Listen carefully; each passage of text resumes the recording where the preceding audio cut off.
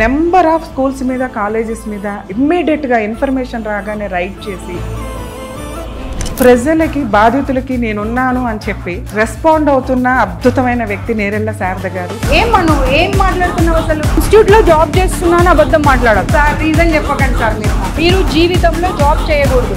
ఎలాంటి ప్రాబ్లం ఉన్నా సరే మహిళా కమిషన్కి వస్తే ఒక తల్లి ఒడిలోకి వెళ్తే ఎంత సేఫ్గా సెక్యూర్డ్గా ఒక మహిళ అనుకుంటుందో అలాంటిది మహిళా కమిషన్. ఏజ్ లిమిట్ అనేది కూడా లేకుండా వచ్చిన ప్రతి ఒక్కరికి మా వంతు మేము సహకారం అందించుకుంటూ మేమున్నాము అని అనేది ఒక నమ్మకాన్ని, ఒక భరోసాని కలిగించాము. హాస్టల్స్లో సీసీ కెమెరాలు పెట్టిన బాత్రూమ్స్లో ఇవి వాళ్ళు ఎక్కడికి వెళ్ళాలో వాళ్ళకి తెలియదు. ఎక్కడ చెప్పాలో సతమతం అయిపోతుంటారు, ఎవరికి చెప్పాలో. ఎందుకంటే ఓపెన్గా ఫ్రాంక్గా మాట్లాడుకోవాల్సిన అవసరం ఉన్నది. మనం సొసైటీనో వాళ్ళనో వీళ్ళనో బ్లేమ్ చేస్తూ కూర్చుండేటువంటి సమయం కాదు ఇది. మాదాపూర్ అటువైపు వెళ్తే కోలివింగ్ హాస్టల్స్, బోలెడ్ హాస్టల్స్ వచ్చాయి. ఈ సందర్భంగా మీ ఛానల్ త్రూ చెప్తున్నాను, కోలివింగ్ హాస్టల్స్కి మేడం మీకు ఏమైనా థ్రెట్ కాల్స్ కానీ ఇట్లాంటివి వస్తుంటాయి? థ్రెట్ చేసేవాళ్ళు కానీ మిమ్మల్ని బెదిరించేవాళ్ళు? మరీ ఎక్కువ న్యాయంగా ఉన్నామనుకోండి అప్పుడు ఏంటంటే ఇండస్ట్రీలో కూడా కొంత వల్గారిటీ తగ్గాలి. డ్రెస్సింగ్ కానివ్వండి, లేదంటే మాట కానివ్వండి, ప్రతిదీ కొంత మార్పు అనేది రావాలి. పొలిటికల్గా ఒక మహిళ వల్గర్ మాటలు లేడీసే దిగజారి ఆవిడ క్యారెక్టర్ మీదకి వెళ్ళిపోతున్నారు, గ్రడ్జ్ తోటి మాట్లాడుతున్నారు. ఏ ఒక్క వ్యక్తి కూడా. నమస్తే.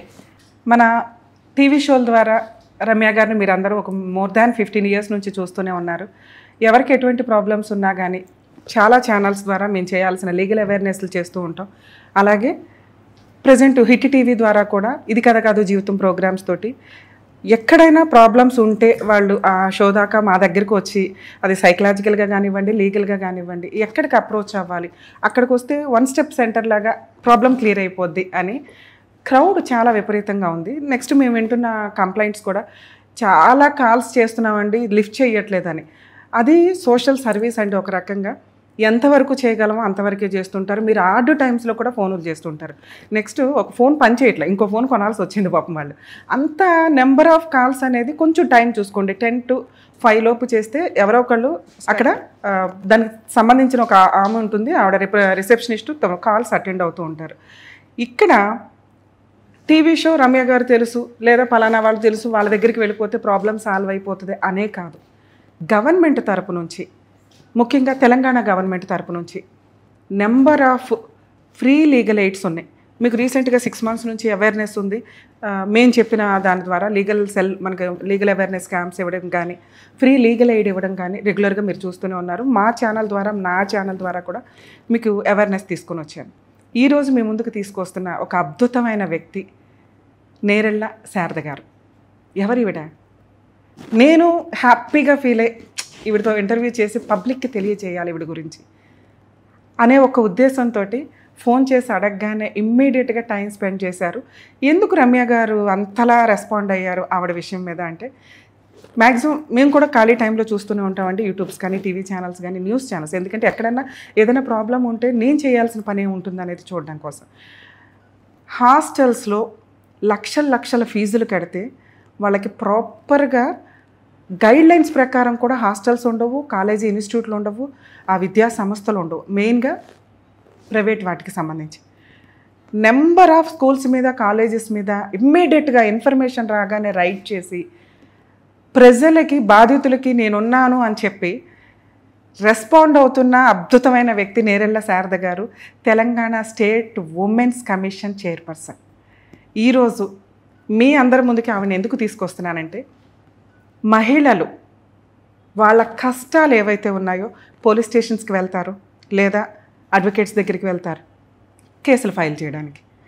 వీటికంటే ముందు కౌన్సిలింగ్ సెంటర్స్ కూడా ఉంటాయి. మీకు నా ఛానల్స్ ద్వారా చాలాసార్లు చెప్తూ ఉంటాను. లోక్ అదాలత్లు ఉన్నాయండి, లీగల్ సెల్లు ఉన్నాయండి, ఉమెన్స్ కమిషన్ ఉంది, హ్యూమన్ రైట్స్ కమిషన్ ఉంది. ఎక్కడుంది తెలియలా. కానీ ఈ రోజున శారద గారి వల్ల తెలంగాణ స్టేట్ ఉమెన్స్ కమిషన్ ఉంది. తను వన్ సెంటర్గా రిప్రజెంటేటివ్ స్టిల్ ఇప్పుడు కూడా మేము ఒక చూసామండి కొన్ని కేసులు. తన కౌన్సిలింగ్ ఇచ్చి ఇమ్మీడియట్, అంటే నేను ఛానల్స్లో ఎలా చేస్తానో అంతకంటే పర్ఫెక్ట్గా లీగల్ అథారిటీ. ఇప్పుడు రమ్య గారు చేసేది సోషల్ సర్వీస్, కానీ ఒక రిప్రజెంటేటివ్ వ్యక్తి కింద స్టేట్ మొత్తానికి ఒక జడ్జి పోస్ట్, ఒక రకంగా కమిషనర్ అంటే. సో టైం అంతా స్పెండ్ చేసి లంచ్ కూడా చేయకుండా తను కేసెస్ సాల్వ్ చేస్తూ కౌన్సిలింగ్ ఇవ్వడానికి తన వంతు ప్రయత్నం తను చేస్తున్నారు. ఈరోజు మనం ఆ అద్భుతమైన వ్యక్తిని కలుద్దాం. ఏంటి ఉమెన్స్ కమిషన్ అంటే ఏంటి, మీకు ఏ రకంగా ఉమెన్స్ కమిషన్ తెలంగాణ స్టేట్ ప్రజలందరికీ ఉమెన్స్కి ఏ రకంగా ఉపయోగపడుతుందనే అద్భుతమైన విషయాలు, మీకు తెలియని విషయాలు తెలుసుకుందాం మనం. నమస్తే శారద గారు, మేడం బాగున్నారా? సూపర్ అండి. నేను చాలా తక్కువ మందితోటి ఇంట్రెస్ట్గా అనిపిస్తుంది నాకు. పర్ఫెక్ట్ ఉమెన్ ఈవిడ ఈ రోజున సొసైటీకి చాలా అవసరం అనిపించిన వ్యక్తుల్లో మీరు ఒకళ్ళు. నాకు చాలా హ్యాపీ ఉందండి మిమ్మల్ని ఈరోజు కలవటం అనేది.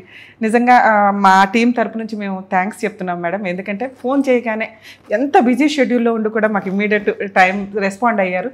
ఎందుకంటే పబ్లిక్కి తెలియాలి గవర్నమెంట్ తరపు నుంచి ఎంత వర్క్ చేస్తుంది, మేము ఎంత హార్డ్ వర్క్ చేస్తున్నాం, నెక్స్ట్ వాళ్ళందరికీ మేము ఉన్నాము అని చెప్పడానికి మీ వంతు ప్రయత్నంగా మీరు యాక్చువల్గా ఆ పోస్ట్లో ఉండి ఏదో చేసి వెళ్ళొచ్చు, కానీ నైట్ అనక డే అనక కూడా మీరు ఏ సందర్భంలో ఏ ఫోన్స్ వచ్చినా రెస్పాండ్ అవుతున్నారని కూడా మాకు తెలిసింది.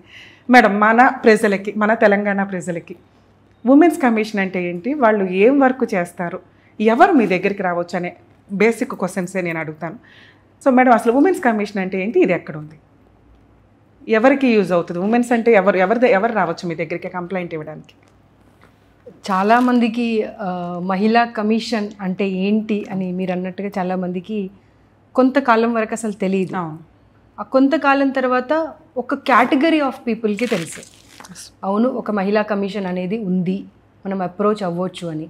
కానీ ఎవరిని ఉద్దేశించి మహిళా కమిషన్ పెట్టామో వాళ్ళ వరకు చేరడానికి మాత్రం టైం పట్టింది. అది అందరం ఒప్పుకోవాల్సినటువంటి అవసరం ఉన్నది. ఎందుకంటే మహిళా కమిషన్ అనేది మహిళలకు సంబంధించిన ఏ సమస్య వచ్చినా ఎక్కడికి వెళ్ళాలి, మా బాధను మేము ఎవరికి చెప్పుకోవాలి అని అర్థం కాని పరిస్థితిలో ఉన్న వాళ్ళందరికీ మీరు ఏ సమస్య అయినా సరే మీ వివరాలు గోప్యంగా ఉంచుతాము, కావాలన్నప్పుడే మీరు ఓకే అంటేనే బహిర్గతం చేస్తాము. మీకు లీగల్ కౌన్సిలర్ కావాలా, లేకపోతే సైకలాజికల్ మీకు ఏమన్నా ఇబ్బంది ఉందా దాని గురించి ఏమన్నా కావాలా, లేదంటే సోషల్ సెక్యూరిటీ కావాలా, ఎలాంటి ప్రాబ్లం ఉన్నా సరే మహిళా కమిషన్కి వస్తే ఒక తల్లి ఒడిలోకి వెళ్తే ఎంత సేఫ్గా సెక్యూర్డ్గా ఒక మహిళ అనుకుంటుందో అలాంటిది మహిళా కమిషన్. Super madam. మేడం, ఏ ఏజ్ లిమిట్ వాళ్ళు రావచ్చు మీ దగ్గరికి? యూజువల్గానైతే 18+ నుండి మొదలు పెడితే ఇంకా సీనియర్ సిటిజన్స్ వరకు ఎవరైనా కానీ మహిళా కమిషన్ రావచ్చు. కానీ మీరు 18 years వరకు ఆగలేదు. ఎందుకంటే స్కూల్స్ కాలేజీలు కూడా రైట్ చేసి వాళ్ళ హక్కుల కోసం, ముఖ్యంగా నేను చూసిన వీడియోస్లో మేడం హాస్టల్స్లో సీసీ కెమెరాలు పెట్టిన బాత్రూమ్స్లో ఇవి వాళ్ళు ఎక్కడికి వెళ్ళాలో వాళ్ళకి తెలియదు. నిజంగా మీరు ఒక దేవతలాగా మేడం ఉమెన్స్ కమిషన్ రైట్ చేసింది అంటే వాళ్ళకు ఒక సేఫ్ రిప్రజెంటేటివ్ పర్సన్ లీగల్గా వచ్చారు, ఆథరైజ్డ్ పర్సన్ వచ్చారు అనేసరికి మీరు ఇక్కడ ఏజ్ లిమిట్ చూడలేదు. సో ఏంటి, దానికి ఏమన్నా రీజన్ ఉందా? ఒకటి నాకు అర్థమైనంత వరకు నేను ఇప్పుడు ఆల్మోస్ట్ 25 years నుండి పబ్లిక్ లైఫ్ చూస్తున్నాను. చాలామందిని చూశాను, వాళ్ళకి నిజంగా సమస్య వచ్చినప్పుడు ఎక్కడ చెప్పాలో సతమతం అయిపోతుంటారు, ఎవరికి చెప్పాలో. ఎందుకంటే ఓపెన్గా ఫ్రాంక్గా మాట్లాడుకోవాల్సిన అవసరం ఉన్నది. ఊర్లో పెద్ద మనుషుల దగ్గరికి వెళ్తే వాళ్ళు ఎలాంటి అడ్వాంటేజ్ తీసుకుంటారో తెలియదు. ఊర్లో ఉన్నటువంటి గ్రామ పంచాయతీకి సర్పంచ్ దగ్గర లేదా పొలిటికల్ లీడర్స్ దగ్గరికి వెళ్తే ఎలాంటి అడ్వాంటేజ్ తీసుకుంటారో, ఎలాంటి చెడ్డ పేరు వస్తుందో వాళ్ళకి. ఎందుకంటే మహిళ బయటకు వచ్చిందంటేనే ఏదో ఒక రకంగా వాళ్ళను బద్నాం చేయాలి అనేటువంటి ఆలోచన చేస్తారు. కాబట్టి అలాంటి మీకు ఇబ్బంది లేదు, ఇక్కడ అందరూ మహిళలే ఉన్నారు, మీకు ఎలాంటి సహాయం కావాలంటే అలాంటి సహాయం చేయడానికి మేము ఉన్నాము అని ఏజ్ లిమిట్ అనేది కూడా లేకుండా వచ్చిన ప్రతి ఒక్కరికి మా వంతు మేము సహకారం అందించుకుంటూ మేము ఉన్నాము అని అనేది ఒక నమ్మకాన్ని, ఒక భరోసాని కలిగించాము. అది హిట్ టీవీ యాప్. ఇందులో short news, live news, entertainment shows, movies, digital magazines తో పాటు మీ జిల్లా వార్తలను కూడా ఫ్రీగా చూడొచ్చు.